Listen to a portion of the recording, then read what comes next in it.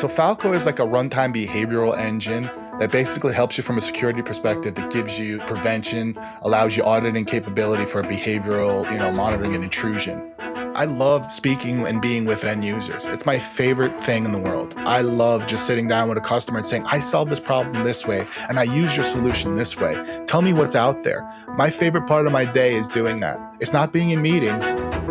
You are listening to the Kubelist Podcast, a show interviewing project maintainers for CNCF Sandbox, incubating, and graduated projects. We'll discuss each project to understand where it came from and discuss the roadmap and plans to continue the project. Hi, I'm Marc Campbell. I publish the Kubelist weekly newsletter dedicated to Kubernetes and the CNCF ecosystem. I'm the founder and CTO at Replicated, where we enable cloud-native software vendors like Puppet, Harness, HashiCorp, Sneak, and many others to operationalize and scale the distribution of their modern on-prem software. Check us out at replicated.com. The Kubelist Podcast is brought to you by Heavybit, a program dedicated to helping startups take their developer products to market. For more information, visit heavybit.com. Finally, sign up for the Kubelist weekly newsletter and read previous issues at kubelist.com. In today's episode, I was joined by Pop from Sysdig. Pop is a CNCF ambassador and runs a great show called the Popcast, where he talks about everything CNCF and infrastructure related. Today, we spend our time talking about Falco, a CNCF incubating project from Sysdig that's designed to help make sure your clusters and containers are secure. Falco is a great layer to add to your infrastructure. You can't be secure without runtime monitoring, and as Dan mentions, the kernel doesn't lie. He explains how Falco integrates into Kubernetes and the underlying Linux kernel to detect these security incidents. We then go on to talk about the current use, both contributors and adopters, and the roadmap to graduation for the Falco project, something that's planned for 2021. If you don't have Falco running in your cluster, hopefully this episode convinces you that you should install it immediately.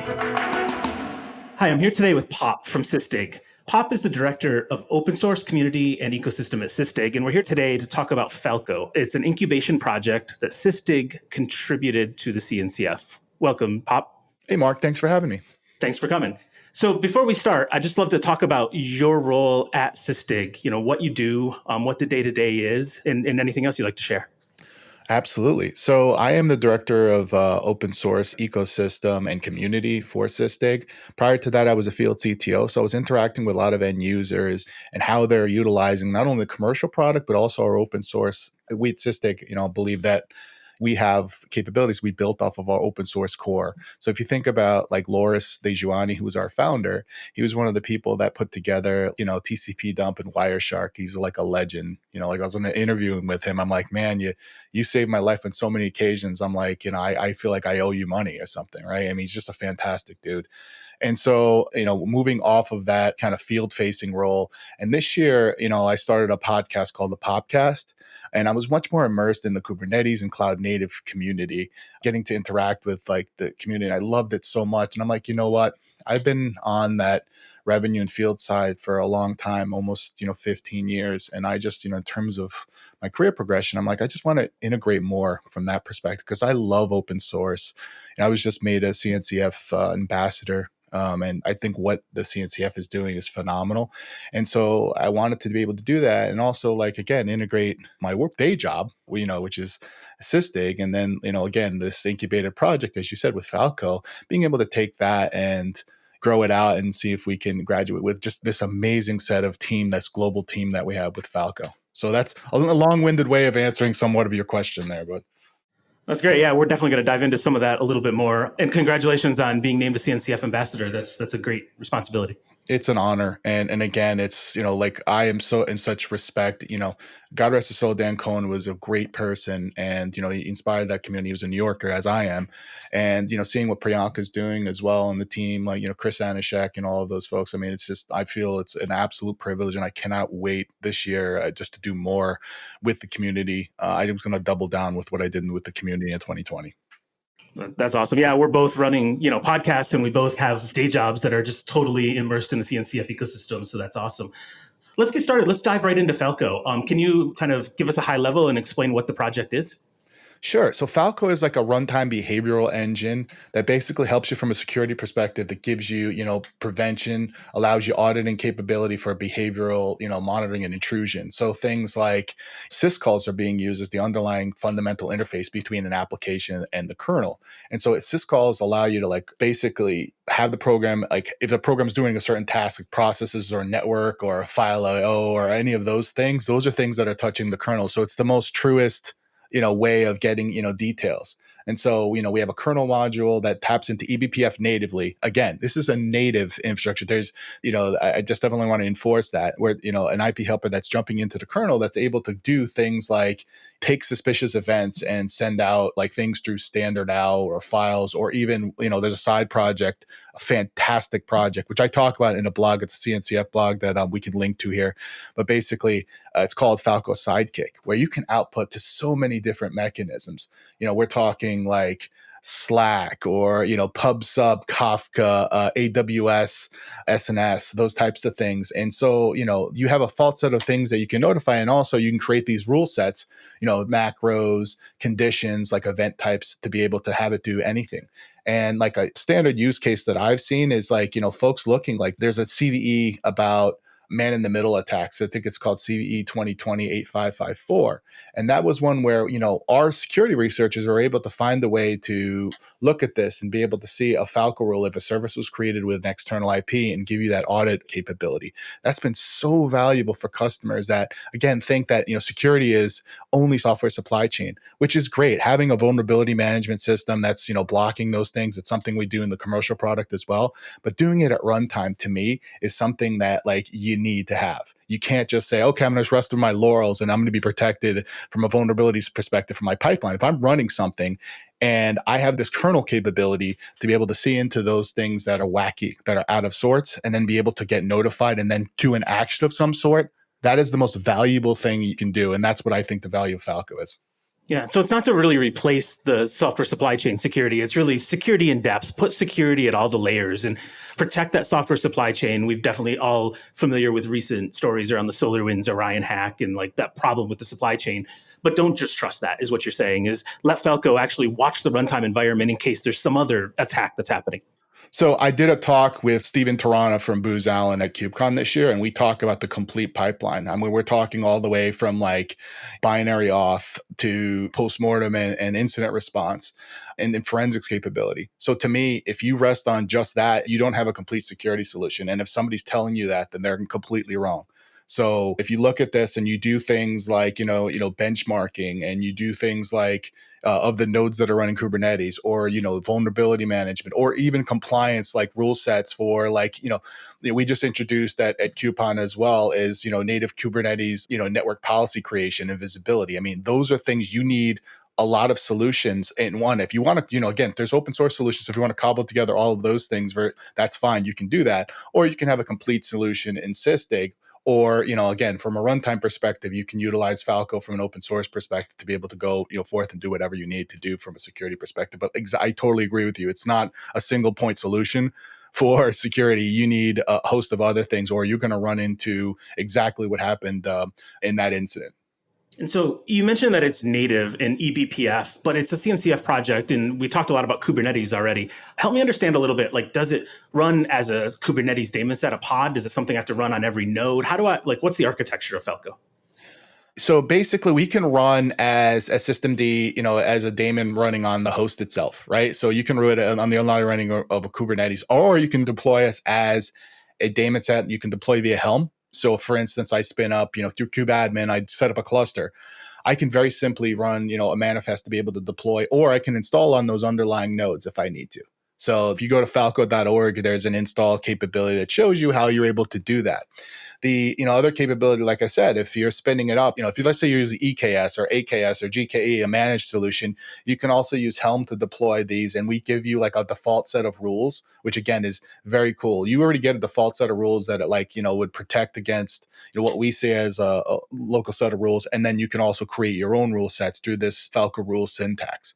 So it's very cool. You can even install it as a Red Hat package or a Debian package. We even have an installation script, or even run it as a Docker container. That's cool that you can actually just kubectl apply it and get Falco all up and running inside a cluster. So Oh, it's very cool. Not only in kubectl, but you can use like Helm or something like that, or like, to be able to deploy. I've seen customers and users in the space and deploy it very quickly from that mechanism. You mentioned in the introduction here that Loris, the CEO of Sysdig, was one of the founders of Wireshark. And so this is like something, packet analysis, for anybody who's like new into the infrastructure ecosystem in Kubernetes. Wireshark is definitely it's a great tool that most of us used back in the day, and continue to use in certain cases. Can you help me understand a little bit, like, how has the Sysdig DNA been baked into like forming Falco? That's a great question. And how it is basically, again, if you look at the syscall capability that we have with LinSP and LidScap, those are basically where we're tapping into the ring buffer capabilities with capture. And so the underlying story there was an end customer that was using Sysdig, and they're like, wow, you're capturing a lot of this information. Like we said, file IO, process, network details. You ever thought about taking this and turning this into some type of behavioral rule set engine? And so utilizing syscalls like that are trapped into ring buffer. I mean, again, if you look at eBPF functions, folks are creating IP like helper applications in the user space. We were doing that before anybody. We even contribute back to eBPF those capabilities. So like Lorenzo Fontana, one of our amazing developers on the Falco project, he wrote a book on eBPF. So in terms of our kernel module tapping into user space, that's the capability that we have for being able to like go very deep in the kernel. But we've been doing that in an eBPF VM, like a virtual space, for a lot longer than other tools that are out there. So if you mentioned Wireshark, this capability is not just network details. It's literally every single system call that you can then create a rule set that says, I want you to look for this specific system call or utilize the rule sets that we have out of the box. I think that's one of the most powerful things out there. And that's why we're seeing adoption of Falco grow and grow and grow. And I'm just loving it. Just, seeing it came from Loris, took a summer off and created this and came back and said, look, this tool is how we should go forward. And it's such a blessing working with that man. Yeah, that's actually interesting. So Falco didn't exist when Sysdig started. Sysdig created this platform. They've been around early in Kubernetes. And then you said Loris took a summer off and actually created it. That's an interesting story and pretty different than a lot of CNCF projects that created the company out of the project. Well, again, we've always had open source roots, right? So if you look at our, this capability for being able to like parse LinSynP like events, right? And then, donating that back to the CNCF because there wasn't a project out there that was doing runtime capabilities. And I believe that Falco is the default runtime behavioral engine for Kubernetes, period. And not because I work for the company. It's just, and also I work with the project and I'm responsible for helping to get growth and adoption of it from a community perspective. But it is an amazing tool. You can see every single system call that happens, not only on the single nodes, but every single node that you install their daemon set on. I don't know of any other tool that can do that in the native capability of eBPF. I will go on record. I'd love to challenge anybody to bring their tool against Falco. We will win every single time. Yeah, I don't know of one, so that's great. Let's actually dive into those rules for a minute, though. You said that Falco comes, it analyzes, it inspects all the activity, the syscalls that are happening, and then Falco ships with a set of default rules, but you can write your own. What types of rules does it ship with? What can it protect against? There's a multitude of rules that you have. And also, we have the security hub.dev where you can grab rules for things like Nginx or etcd or those types of things. So yes, I mean, those are already come out of the box in terms of the rule sets, but you can also augment it with your own. I mean, there's even like folks building things for like FluentD or Elasticsearch and those type of things, or even like for specific CVEs for, like I said, I mentioned earlier, there was a runc container breakout a year ago, right? Look at that. That's basically like Docker D. And, if it's opening right to proc self, those are things that you can have a rule. So you can create a condition and then send that output saying, okay, file descriptor.name is open to write by process. And it shows you then that's doing that. Couple that with something like Falco Sidekick, which basically I can then send outputs to, Nats or Loki or Prometheus or SMTP or OpsGenie or Datadog if I need to. At the end of the day, you could do a ton of that stuff. So the rule sets are plenty that come out of the box that are doing things for, file intrusions or network intrusions or proc inclusions. And then again, like we even created ones that like map to like the MITRE ATT&CK framework. So you don't have to do the guesswork there. And then if you decide, hey, you know what, I don't want to have to build all these integrations, that's where you look at our, Sysdig's commercial tool. So Sysdig's commercial tool basically has vulnerability management, native Kubernetes network policy capability, the runtime capability, but also an audit capability of like everything that's going on. So, both tools, if you look at it, the commercial offers are all based on an open source core. I know of no other project out there or company that's based specifically on that capability. How much security expertise do I need to have in order to run Falco? So like, I'm wondering if I'm a small startup and a couple of people, but I don't have any dedicated security personnel and I'm running managed Kubernetes in the cloud somewhere, what you just described in the rule set is great. But if I don't understand what some of those rules are actually protecting against, what's the learning curve to get started? So, I mean, again, it's always a culture thing as well, because look, developers or operations folks are not going to know about all of the, security capabilities out there. If you look at, I think there was a panel that the discussion with Ian Coldwater and Duffy and Mark Eastman and all those, there's a lot of best practices out there. The Falco rule set has a default set of rule sets that we feel are kind of the best practices that are out there. So you can adopt those and pick those up very quickly. And the other part of that too is you can basically like utilize that security hub like I talked about and grab new rules as you go. So that's the capability. Now, the other part of this too is if you decide, hey, look, I don't want to have to create all of these integrations as a tool and all of those things, then that's where you would probably flex to our commercial tool to be able to do that. However, again, the open source out of the box has a ton of these, kind of security paradigms that you're going to need anyway. So like from a runtime perspective, like I said, with file or network or, specific applications, or even if you're running on a cloud provider, we can audit Kubernetes audit log capabilities, right? So think about this. If I let's just say I'm a startup and I spin up, a replicated cluster of Kubernetes, I'm going to have a best practice based on runtime right there. However, if I want like benchmarks and vulnerability management and runtime capabilities, kind of that full workflow, then I would probably look into Sysdig's commercial tool. So we're all running Kubernetes right now, and Falco makes total sense. Like, what tools did this replace? What existed before we were on Kubernetes that people would use to solve the same problem? So, I mean, it was probably a lot of different tools, right? I mean, if you look at it, you would use, audit D capabilities, some of those capabilities to be able to do that. But again, because containers are black boxes, you don't have the context. That's the beauty of this. So basically, in output, I can say this thing happened in pod A that happened in cluster B. You know what I mean? I have the context that there because basically the Falco daemon set is interfacing with the Kube APIs to be able to tell you, okay, this is, replicated pod 1 that's running in cluster B, those type of things, right? So that's the thing. So, I mean, you could have utilized all types of older tools to be all that. And there's a ton out there. I'm not going to name all of them, LSOF, those types of things like, OS query that are, specific to just querying, but they're not able to do like behavioral capability. So again, there's a ton of legacy tools, but also, I mean, you can use Falco on a standard host as well. So you can utilize that. So, it runs the gamut. It's cool. So I can actually just run it without Kubernetes if I wasn't running Kubernetes yet. Correct. It runs as a systemd on the host itself. So yeah. And we have, again, if you go to falco.org, the installation tools are right there. So you talk about the custom rule sets that I can write. Once I have Falco up and running, I can create my own custom rule sets to protect against things that I know about or like that are important to me. Do you have any examples or stories that you might be able to share around like unexpected use cases where, you saw somebody using it in a creative way and you're like, wow, that's actually, we didn't think about that when we built Falco? I've told the story on a couple other podcasts, but it's so phenomenal. I love it so much, and I'll say it again. So basically, there was this very large investment bank that we worked with. And this is where we came up with what I mentioned earlier, the whole MITRE ATT&CK framework, capabilities mapping Falco rules to it. They had 36 rules that they wanted to create. They gave it to us on a Monday. We had it 24 of them were available to them by Wednesday, and the 26 were done by the Thursday of that week. Phenomenal. And again, the rule sets, it checks, we can check for symlinks, ownership changes, executing shell binaries, SSH binaries, core util executables, login binaries.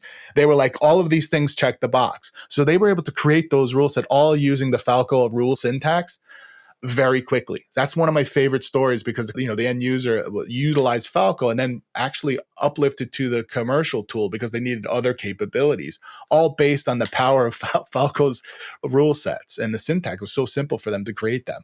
It's cool. I assume the rule sets are just YAML at the end of the day that you're writing, right? Correct. And, again, we have, default local rule sets there that you can, discern. And, what I'm trying to do, and that's something, I think we'll talk about a little later, but having folks contribute more. So we'll talk about a roadmap as well, but we're trying to make it more easier for folks to sandbox and create rule sets and then contribute those back. I would love it if Replicated had a default set of like, and I'm sorry, I'm going to put you on the spot, Mark, but it had a default set of rule sets that we can include in Falco, and then say anybody who's running Falco, these are the default rules that you would get that are omitting things that are like processes that need to happen from a replicated perspective.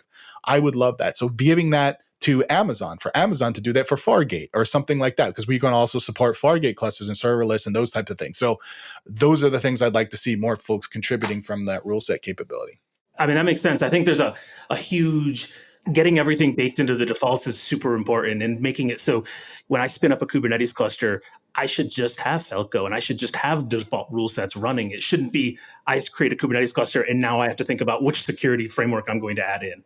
Well, that's the beauty of it. We already ship you with a ton of them. And then, if you go to securityhub.dev, you'll have, a ton of best practices there and folks contributing back into that as much as possible. So yeah, you have that because again, all rules, creating a rule, you need these keys. You need rules, conditions, descriptions, and prioritization. And, so basically there's conditions that you can do. You can version them as well. So I see folks using things like, Terraform or something like that to be able to create these rules and then say, okay, this is 1.2 and this CVE came out. Let's call this 1.3 and this will address this. So almost using Falco rules as code, we have that capability and want to extend that out as well. Then how do I, if I'm running Falco and I get alerted that there's activity in my cluster that's this CVE, does the securityhub.dev or does Falco, or is this more of a commercial offering of Sysdig, help me understand what that means to me, like what the risk is to me, what I should do to remediate against that capabilities or anything like that? Great question. So again, if you're looking at Falco as itself, this is this detection and audit capability there, right? So it's going to tell you. Then you can use something like Falco Sidekick, which again is an open source project, to send it out to something like Nats or have it run let's say a Lambda process that's going to do some type of action. So there's that. On the commercial tool, you have the capability of using those Falco rule sets, then have it trigger an action like stopping the container, pausing the container, or running a webhook, which you can, by the way, run a webhook even on the Falco side to have it do an action of some sort, right? So that's what I see as the capabilities that, in terms of remediation, so understanding what's going on. If you talk about that CVE that happened, if I didn't have that capability to even detect that, which is something like, signals that are different than the application it should normally do, then I would want to have that. But again, if you look at this in terms of a detection and auditing and those types of things, prevention is not enough. You need, complementary and not mutually exclusive approaches as well. Is the team at Sysdig responsible for creating those default rules in the securityhub.dev, or like you mentioned, you take contributions? Where are those coming from? Security researchers. I mean, look, I mentioned Brad Giesman earlier. He contributed a rule set that fixed, an issue with registries, specific container registries that was addressed by him. What I would like to see this year, and we're actually working on making the rule sets easier to digest and have sandbox capability so you can go and play around and create your rules. I want to see more people outside contributing. I want to see security researchers create new rule sets that are out there. And companies like Amazons, the Googles of the world, the Replicators of the world, that are just like, hey, I want to kind of contribute this rule because I saw this in my cluster. I want to be able to do that. So that's what I see. And that's, again, part of the thing. If you talking about my CNCF blog I wrote earlier, to me, I want to see more contribution. I want to see more adoption because at the end of the day, I want to see Falco. We all want to see Falco as a graduated project, just like Kubernetes and Prometheus, because we feel strongly that it is the best runtime behavioral engine on the planet. Yeah, and I think there's something interesting too. These CVEs that come out in Kubernetes, they get announced, but they've been under embargo for a while, and cloud providers and upstream distributions have an opportunity to patch them, which is great before the details are disclosed. Does the rule set in Falco, do you have a path where you're going to be able to start having the rules to detect a CVE on day 0 of the announcement? So in terms of CVEs, we have a security research team that's creating, these blogs and on the capabilities of the Falco rule sets, and those are merged. That's the beauty of open source, right? Is they're merged into those local Falco rule sets. Again, I mentioned Kaizei Hung. He kind of created, one based on that CVE I mentioned earlier. Or like if you look at our security hub, there's ones like 2019 5736, which is like a MITRE mitigation for a runtime capability. So I mean, to answer your question, in terms of the embargo process, we work with hyperscalers. We work with the companies that are out there to be able to help address those things and be part of the overall kind of CVE process whenever possible. Cool. So that makes sense. Let's transition for a minute and chat about just the roadmap of the project. Today, Falco is an incubation project. You mentioned you want to see a path to graduation. Can you talk a little bit about like the timeline and the requirements and what Sysdig is doing to help push that agenda? So we're just as prone to any other, the POC kind of capability of trying to get us fitted into that. We've done a ton of work in the year. Like we've migrated, for instance, to a proud process, which is phenomenal. There's a blog on it to be able to handle our build process and all of that. That's been great. And so like we're adhering to the CNCF process for getting graduated. But in terms of roadmap capability, like we're going to donate, LinSP, capabilities to the CNCF so other people can utilize the capability to do like LinSCAP and LinSP, LinINSP capability. That's the kind of the first thing. The other things we're trying to do again is get more contribution and adoption. I mean, we had over 20 million downloads last year. And so it's just been phenomenal in terms of like the utilization. But I only have like 12 adopters right now.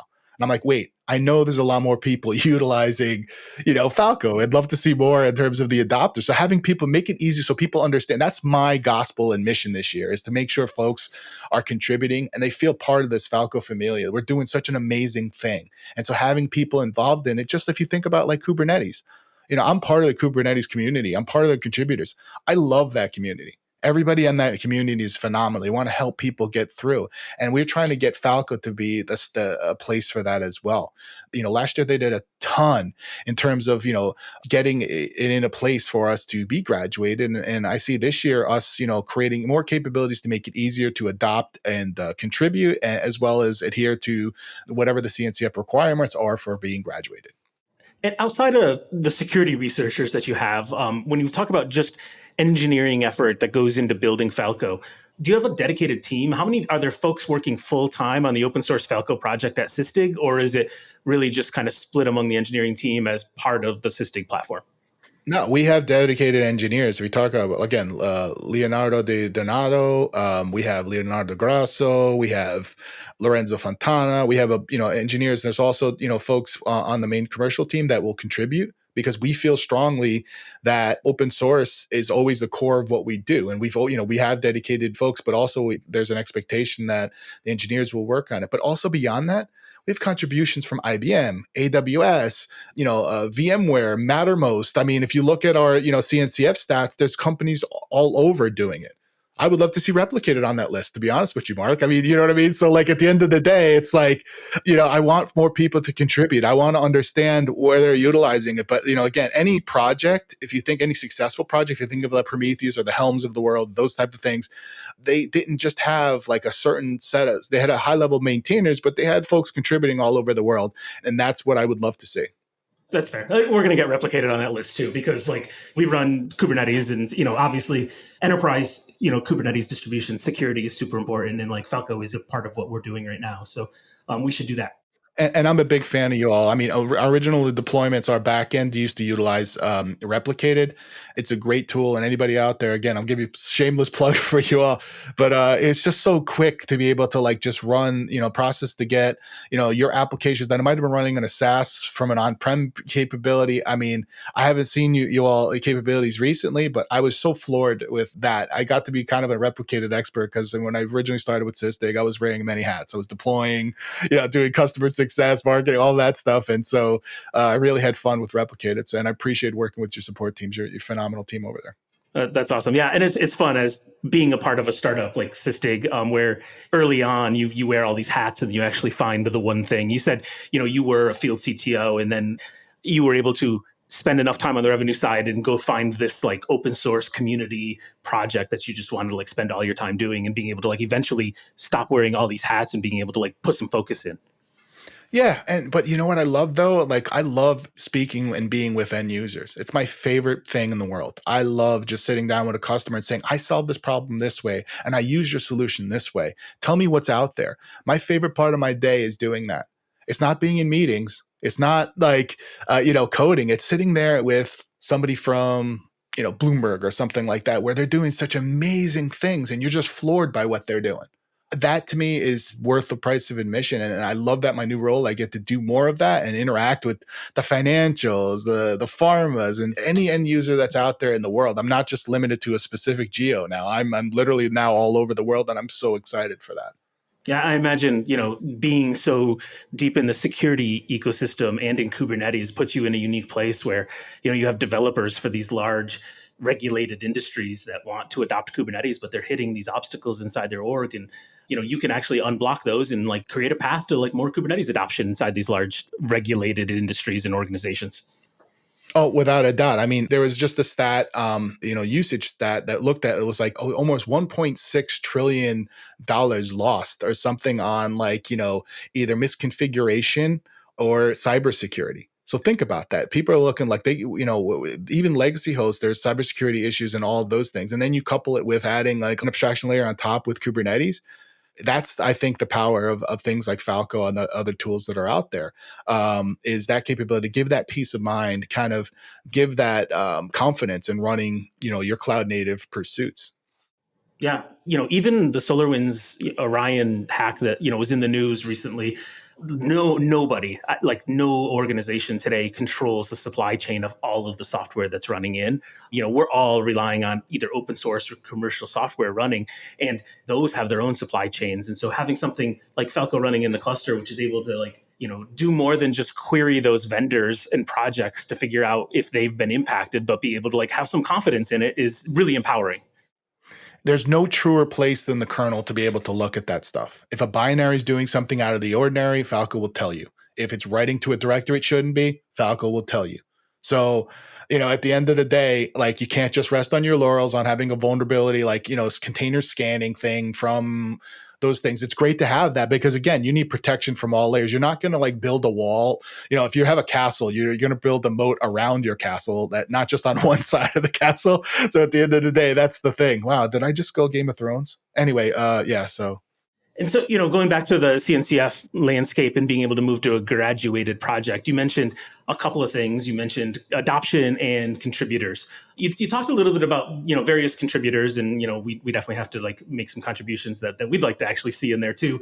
But you said that there were only so many listed, I think you mentioned 12 listed adopters right now. Yeah, those are adopters. Yeah. And I don't think we had a focus, on it because people are using it, but I want to see more of that. Even the adopters that we have are Shopify is one, right? Those are ones that are part of our adopters list, and it's growing. So it's, I want to try to get more folks talking their user stories. They're utilizing Falco. How are they using it?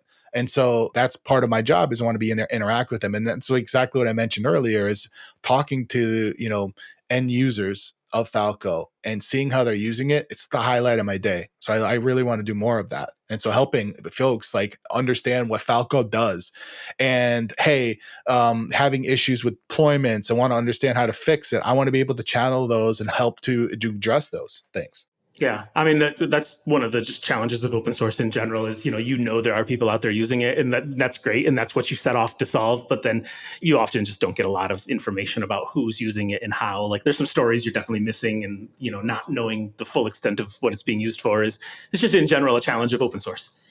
Yeah, and a thing I'm going to shameless plug Popcast. Everyone just follow Popcast Pop on Twitter. You'll see links there. But on my podcast, I had HashiCorp folks on, and they were talking about they don't build crippleware, right? So there's capabilities in Falco that's going to do a ton of capability, and if there's things that you need to do, from an adoption perspective, they know that they're folks that will never buy commercial tool from an open source perspective, right? It's just, they're not going to buy it. They're going to utilize that. But there are also larger implementations, larger enterprises that need additional capabilities. That's where they may go with a commercial tool. But if they can then extend, the basics, the underlying engine here through an open source platform like Falco does, I don't know of any other vendor that has, that does that, or project that does that. I mean, going back to the adopters list, if you think of Booz Allen, Covio, Frame.io, GitLab, Logs.io, Shopify, all of those folks that are utilizing as an adopter of Falco, they're using it as a core capability of doing runtime protection for their Kubernetes or cloud native hosts. Do you ever have to think about enhancements or features in Falco and have an internal conversation with the product team wondering, like, is this actually going to take away sales from the commercial offering if we make this open source? No, because we do everything out in the open. And also, like, we have key contributors that are part of our community meetings that are on the commercial side. So, I mean, look, you're going to balance the things that are necessary, but you're also going to balance the thing that the community is asking for. I think we've done a really good job of it. At the end of the day, Falco is what it is. It's an underlying rules engine with a default set of rules and a default set of outputs that you can extend with Falco Sidekick, period. That's what we do, and we do it really well. And we're going to extend those capabilities, make it easier to adopt, make it easier to contribute. But at the end of the day, there's commercial capabilities that we use with Sysdig Secure that extend the capability even further based on that open source core. So I think one of the messages here is if you are an adopter, if you are using Falco open source, let's get you listed so that we can actually help push the Falco project through to the graduation phase. And we're in Kubernetes Slack right now. There's a Falco channel. Join the channel. Talk to us about what you're doing. That's the best way. And, if you're running into, hey, I'm having issues with, getting this deployed, let us know. Or, hey, I want to create a rule set. How do I do it? How do I go back and contribute back? That's what we'd like to see. And again, shameless plug for that CNCF blog we wrote. It really should, are the things that we're looking to do. I'm trying to get more folks to utilize it and also tell their stories. How are they using it? What are they doing with it? So I'm excited to interface with you all. I'm in there constantly. I always check it. My wife tells me I have to put my phone down, but I don't care. I love what I do. So I'm always looking at my phone and wanting to help people. That's great. Yeah. And we'll definitely make sure we link to that CNCF blog post in the show notes here. So what, outside of, more contributors and more named adopters, what's on the roadmap? What do we look forward to in 2021 for the Falco project and feature sets? First, I would implore you to join our community meetings because you can help shape what we're doing from a roadmap perspective. I mean, at the end of the day, we're doing a ton. Like I said, the biggest majority of the things is doing that donation for Linux P, the libraries to the CNCF. That's first and foremost. But also, again, make it easier to adopt, talking about the rule sets that, make it easier for folks to do rules, creating a sandbox capability. We also have a VS Code integration now for creating rules that's being merged in. That was from a contributor from the Sysdig commercial team, which is awesome. So, I mean, there's so much extended capabilities. Also, making it, easier so there's no dropped syscalls. We're doing a lot of that to fine tune the backend. We're also doing a ton to enhance the creation through something called driver kit of like kernels that are being created from an eBPF perspective, because that tap that we have uses eBPF, but it's constantly looking at specific kernels, versions of kernels to be able to do that. So the boys have done, and the community has done a ton of amazing work, but we're just going to look to doing more enhancements of that as well. So it's phenomenal. And then also, I'm going to do a shameless plug for Thomas. Thomas is one of the guys that works on Sidekick. And so Sidekick, again, is this integration for doing various outputs of it. He created almost 23 in the community, created almost 23 outputs in a matter of less than 6 to 8 months. It's phenomenal, the growth of that. So I'm really proud of that. And lastly, we're revamping our website to make it easier for folks to interact with Falco, to do things like have a specific developer level, questions answered from an API perspective. So again, doing a lot of things to help with adoption and also fine tuning the engine and rule sets to make it easier for folks to utilize Falco. That's cool. Yeah, the Sidekick project sounds like really cool. I think, having alerting when these events happen is really powerful, obviously. Like, that's where everything starts. But like, what really matters at the end of the day is making sure the right people get notified and not have to carry another application or open up something else. So integrating into that existing tool set is really cool. Actually, probably one of the big drivers for Falco adoption is the Sidekick project. I would say that, and as well as the integrations that we have with if you think about AWS capabilities of Fargate, we're seeing a lot of traction from that perspective as well. Again, kudos to Jonah Jones. He's one of our contributors. He works at AWS. That dude's been phenomenal. Another person is Carlos Panato. I got to give shout outs to him as well. Carlos Panato is at Mattermost, and now he's at VMware Tanzu, and he is phenomenal. So he's created, I think he did over 30 PRs in a matter of a month. He's like a Helm expert. And so, yeah, it's just been great. It's I love seeing the community grow. I'd love to see, again, anybody who's listening to this, pop@sysdig.com or, Popcast Pop or DanPopNYC on Twitter, reach out to me. I want to make you part of this project. One thing, the shameless plug today, somebody actually contributed a running Falco in WSL2. If anybody's familiar, that's, Windows subsystem for Linux running on Windows 10. I was floored by this. They compiled their own kernel to be able to do this, and they provided a step-by-step log on how to do it. So you geeks out there that want to have, like me, that want to have this in a sandbox and want to kick the tires, this is your best bet. That's pretty intense. Like, running Windows, running WSL with Linux in a custom kernel to have it all available locally on your laptop. That's pretty cool. Did you ever see the movie Inception? You got to spin that top. You're spinning the top right now. Yeah, that's amazing. The last thing I'd love to chat about is just like, if I don't have Falco right now, maybe, it's new to me or I've been exploring it. What's the best way for me to get started? Like, should I just dive right in, install it, custom rules, get everything out of the box, hook up some integrations with Sidekick? Or is there a path that you've seen work really, really well for new adoption of Falco?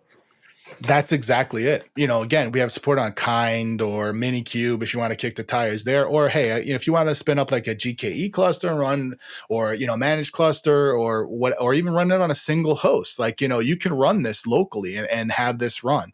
So that's what I see folks doing. And then being able to say, okay, I created this rule. I know what this thing does because now I'm seeing the stream of events happening from the kernel. And now I can create these rule sets because I understand what's going on in terms of the conditions of these rule sets. So to me, that's the easiest way for somebody to get started is installing it, understanding what the outputs are, creating rule sets, and then, using something like a Falco Sidekick or something like that to output that to whatever mechanism they want. Like, let's say they want a Slack alert or something like that. And that's what I see as the easiest way for somebody to adopt it. And everybody, just go to falco.org. It has all the steps that are there. And if you need anything, we are in the Kubernetes Falco channel on Kubernetes Slack. So we'd love to help you all. I want to see all of you in that channel that's listening to this. And that's it. Yeah, that's cool. I mean, it is pretty straightforward and easy. I mean, we have it installed, and I can actually just speak to the fact that like it is watching and alerting for things that like we have no other way to like monitor for today. So like it's a critical part. I definitely recommend it. Laura says the kernel doesn't lie. And I agree with that. It doesn't lie. You're going to see things that, now we're going to see. But then the whole thing is the power of it. And we want to make it easier for you to say, okay, we see all these things. Now, what can I do with that information?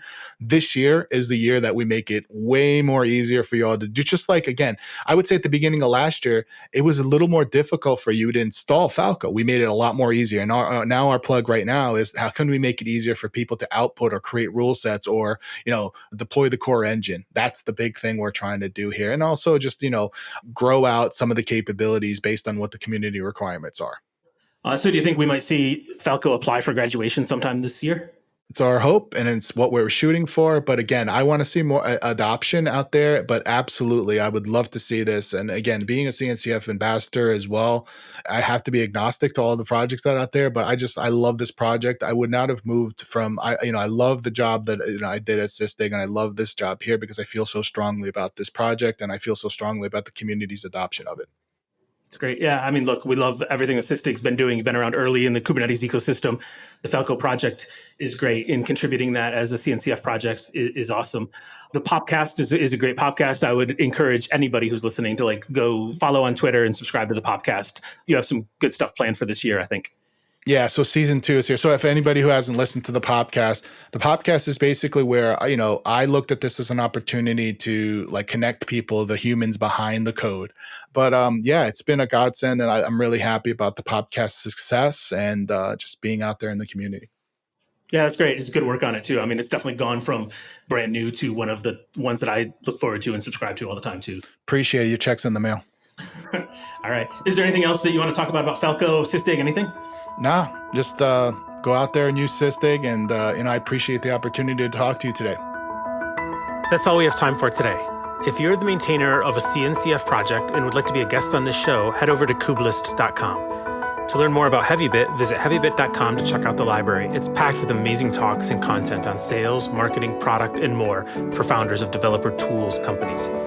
And this podcast is brought to you by my company, Replicated, where we enable cloud-native software vendors to operationalize and scale the distribution of their modern on-prem software to their largest enterprise customers. Check us out at replicated.com.